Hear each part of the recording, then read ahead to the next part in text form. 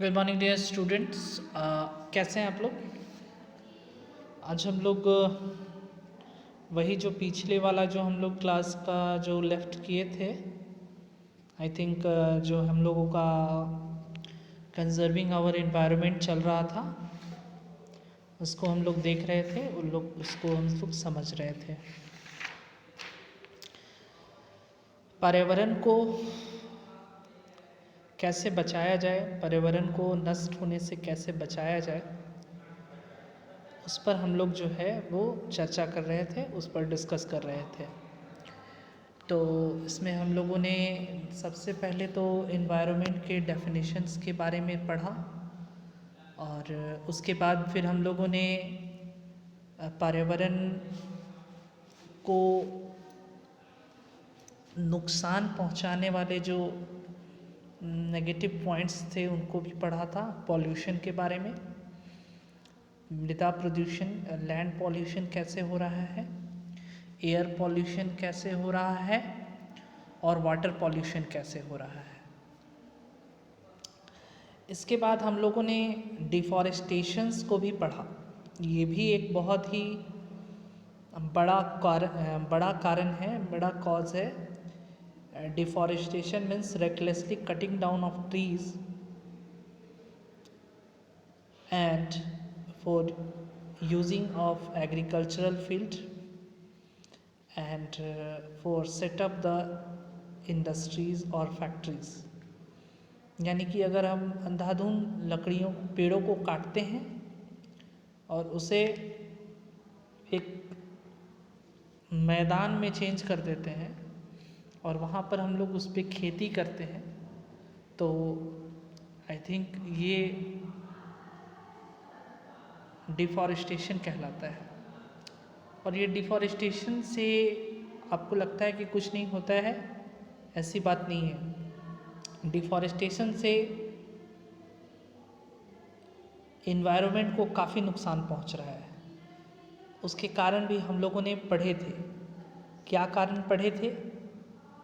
हम लोगों ने पढ़ा था कि अगर हम लोग इलीगली जो है पेड़ों को काटते चले जाएंगे तो शायद हमारे पर्यावरण में ऑक्सीजन की मात्रा शून्य के बराबर होती चली जाएगी, और ऑक्सीजन अगर डिक्रीज़ करता चला गया तो हम सभी मनुष्य जो हैं, हम सभी प्राणी, चाहे वो मनुष्य हो या जानवर हो, ये दोनों को ऑक्सीजन गैस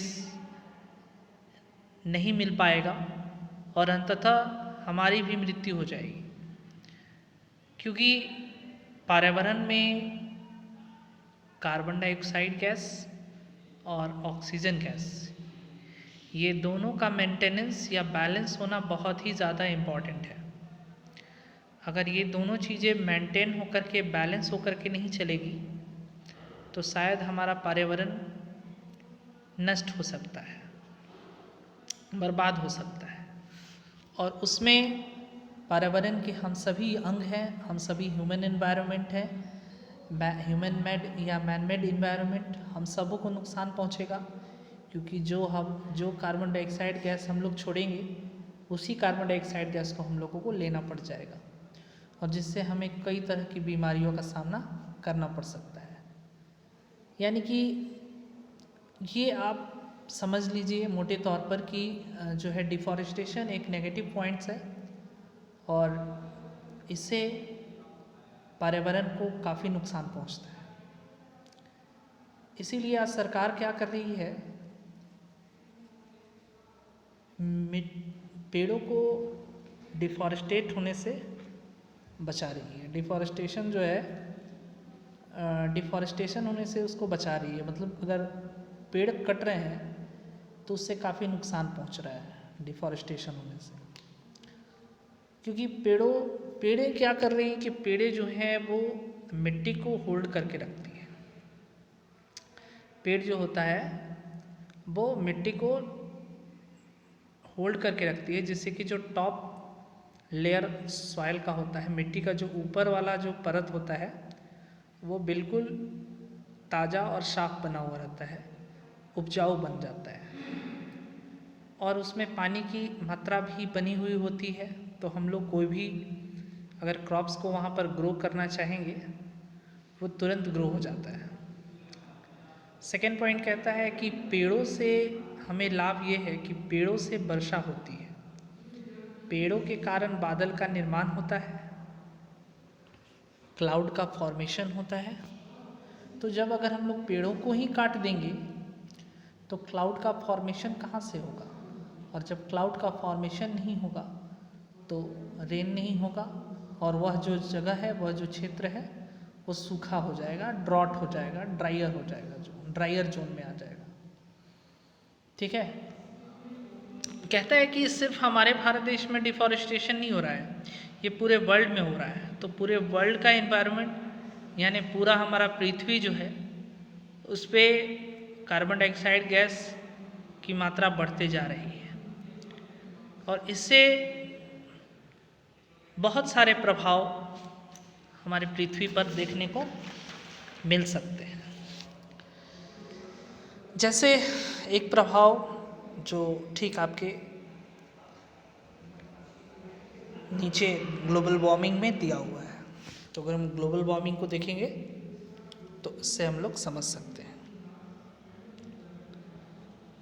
ग्लोबल वार्मिंग का मतलब क्या होता है?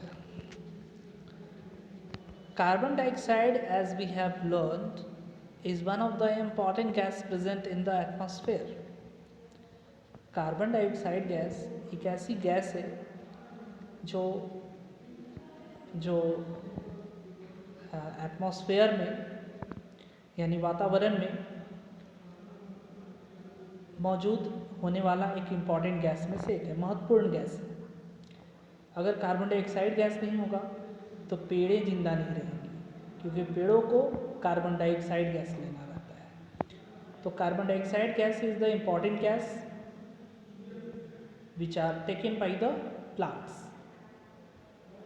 और हम लोगों के लिए ऑक्सीजन गैस इम्पॉर्टेंट होता है, क्योंकि हम लोग ऑक्सीजन गैस को लेते हैं जिसको पेड़ हमें देता है। और इस तरह से जो है वो ऑक्सीजन गैस और कार्बन डाइऑक्साइड गैस का आदान प्रदान हम सभी मनुष्य और प्राणीजात पौधों से करते हैं, और पौधे हमें उसके बदले ऑक्सीजन गैस देता है। लेकिन it traps the heat from the sun and prevent it from the escaping back into the atmosphere। कहता है कि कार्बन डाइऑक्साइड गैस का एक बहुत बड़ा रोल होता है। यह क्या करता है, यह सूर्य की जो उष्मा होती है, गर्मी होती है, हीट होती है, उसको ट्रैप मतलब फांसने का काम करता है। यह गैस जो है वो पूरी तरह से सूर्य की किरणों को रोकने का काम करता है और एटमॉस्फेयर में आने से बचाने से रोकता है। यानी उसकी ज़्यादा हीट को उसके हीट को रोकने के लिए या एटमॉस्फेयर पर उसका साइड इफ़ेक्ट न पड़े, उसको रोकने के लिए कार्बन डाइऑक्साइड गैस काम करता है। एंड दस helps keep the earth warm, और जिससे कि पृथ्वी जो है वो थोड़ी बहुत गर्म होती है। लेकिन आज जो हम लोग पॉल्यूशन फैला रहे हैं, प्रदूषण फैला रहे हैं और डिफॉरेस्टेशन कर रहे हैं, पेड़ों को काट रहे हैं, तो there has been a steep increase in the amount of carbon dioxide in the air. तो इससे क्या हो रहा है कि कार्बन डाइऑक्साइड की मात्रा धीरे धीरे धीरे धीरे धीरे धीरे और भी ज़्यादा इंक्रीज कर रही है। देखिए, कार्बन डाइऑक्साइड गैस एक तरह से ठीक है, क्योंकि हमारे एटमॉस्फेयर, हमारे ग्लोब को गर्म रखने का काम करता है। कैसे? Escaping from the trap of the sun of the heat, मतलब सूर्य की रोशनी को ट्रैप कर लेता है, जिससे कि हमारा पृथ्वी गर्म रहता है। लेकिन जिस प्रकार हम लोग पॉल्यूशन फैला रहे हैं, पेड़ों को डिफॉरेस्टेशन कर रहे हैं, और हमारे द्वारा मनुष्यों के द्वारा जानवरों के द्वारा जो कार्बन डाइऑक्साइड गैस एक्सहेल हो रहा है, दूसरी तरफ हम जो लकड़ियाँ या जो भी वेस्ट चीज़ है, पॉलीथीन है और भी चीज़ें हैं, उसको जला रहे हैं, तो उससे निकलने वाला जो एयर पॉल्यूशन है वह कार्बन डाइऑक्साइड गैस की मात्रा को और ज़्यादा इंक्रीज कर रहा है। नहीं समझ में आया?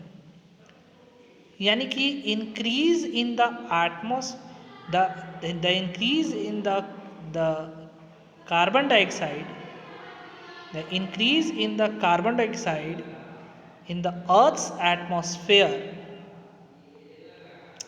due to pollution and deforestation causes global warming.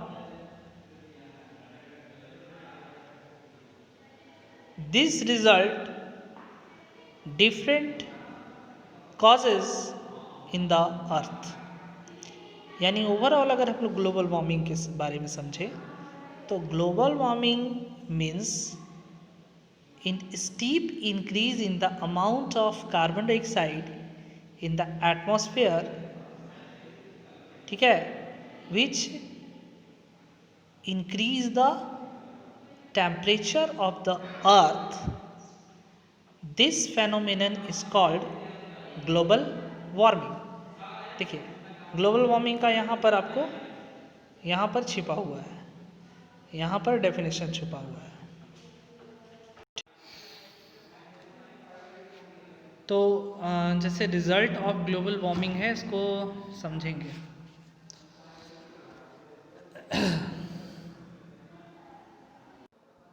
The ice caps at the poles are melting fast as result of global warming. This poses a serious threat to wildlife of the area like the penguins, polar bears and seals. देखिए कहता है कि जो ice cap है, polar region में जो ice cap जो है, बर्फ जो जमा हुआ है वो बहुत तेज़ी से पिघल रहा है ग्लोबल वार्मिंग के कारण.